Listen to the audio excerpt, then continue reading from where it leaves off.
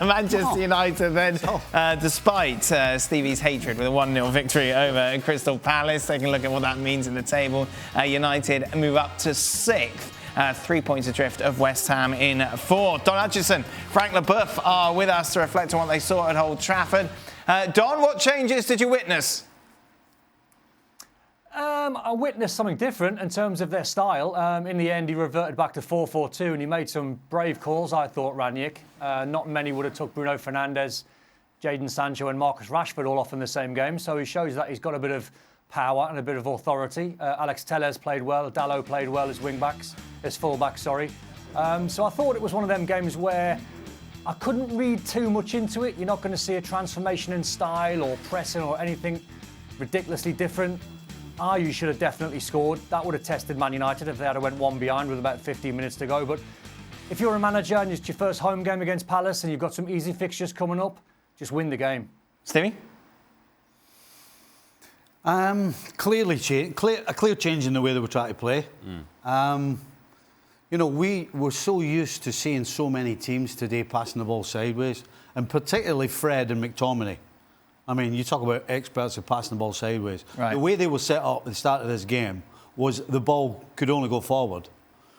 Now, I'm going to assume that it was so obvious that eventually Rangick will calm this down a little bit, because too many times they were going forward when it wasn't really on and they were losing the ball. Yes, there was a lot of energy and they were all pressing and they were all running around and it sort of got, if you're a United fan, you're excited. But there didn't seem to be enough control in it. Right. But we certainly sat here last week and said he needs to make a statement. He needs to make a change. And no question he made a change. They're going the right way now. They're going forward. That's what Manchester United used to do, especially under Fergie. It was all about going forward and putting the opposition under pressure. That's what we saw in this game, in patches. You agree, Frank? I do agree. I think what was interesting, especially the first half, is the counter-pressing that they made as soon as they lost the ball. That was a big change where they tried under Ole Gunnar Solskjaer, but it was a kind of a disorder, kind of counter-pressing. That I found it very interesting, the way they played the first half. I found even interesting to see Lindelof very accurate the first half, because maybe of that counter-pressing, feeling a bit more free. And I enjoyed the first half. The second half, in the other hand, I saw Manchester United back to their defaults, where they don't know where they stand, they don't know where to go, they open spaces to the others, and we just saw the action from Ayew, who should have scored, and it would have been a different ending maybe if he would had. So they just trying to transfer some ideas to others. They're healing from the past, so it's difficult to judge them, but they won.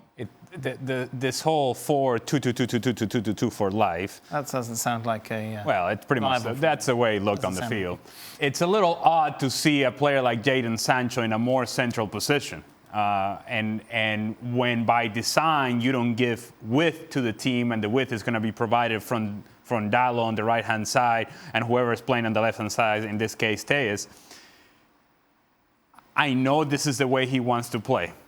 But the moment that other teams figure out, okay, hold on a second, wait a minute. You're saying to me that you're not going to use that width with your natural wide players and you're going to pull those guys to the middle.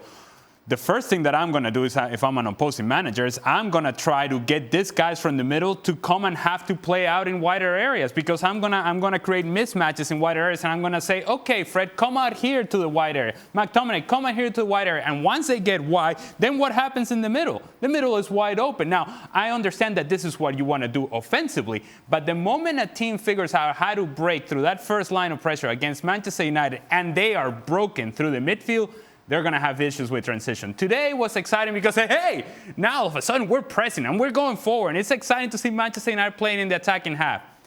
There's another element to this.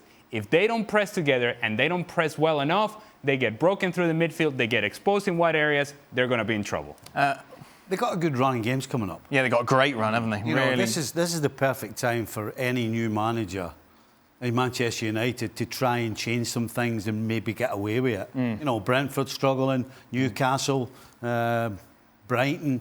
So these are good games for Rangick to try and implement some stuff.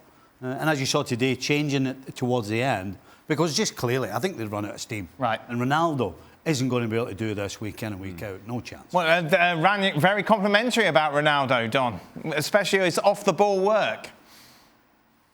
Yeah, but I mean, like, a new manager's not going to come in and pick a fight with Ronaldo, one of the biggest egos in the dressing room. He's sensible, Rangick. It's pointless picking a fight when Ronaldo's going to be there for the next 18 months. I agree with the lads. I think watching the game, and I'm not going to be too doom and gloom on Rangick's first game, but it would have been very interesting to see if they had to come up against a Man City or a Liverpool. They might have destroyed Man United today. So Stevie's right in terms of the games that they've coming up. It can try things, it can try different formations, it can give players lots of freedom, it can try and work on the training ground. This is all on the back of Rangick only having 1 day's training with his team.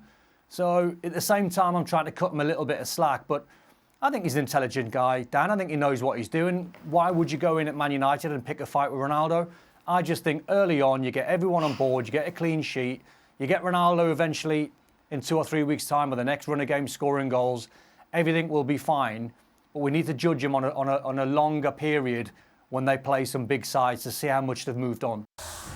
Thanks so much for watching ESPN on YouTube. And for more sports highlights and analysis, be sure to download the ESPN app. And for premium content and live streaming, subscribe to ESPN Plus.